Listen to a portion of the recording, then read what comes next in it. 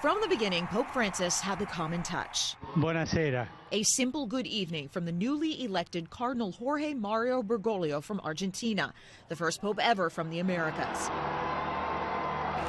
Equally at home with the poor and the powerful. On the lawn of the White House, he made a plea for immigrants. As the son of an immigrant family, I'm happy to be a guest in this country, which was largely built by such families.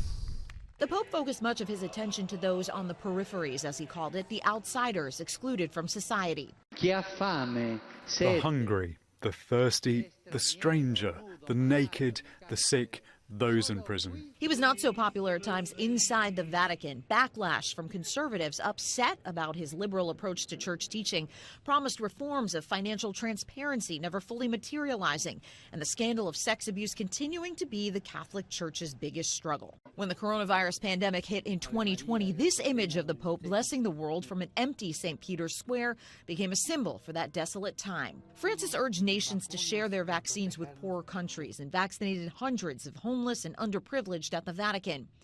From the beginning of the war in Ukraine in 2022, Francis was an outspoken advocate for peace. Francis avoided outright condemnation of Vladimir Putin, but publicly appealed to the Russian president, begging him to stop for the love of his people, the Pope said. He made similar appeals for peace during the conflict in the Middle East, saying that the Israel-Hamas war had descended into terrorism. He insisted that war is always a defeat and said self-defense that is not proportional is immoral. Francis's most important message was one of fraternity, that we are all brothers and sisters despite our differences.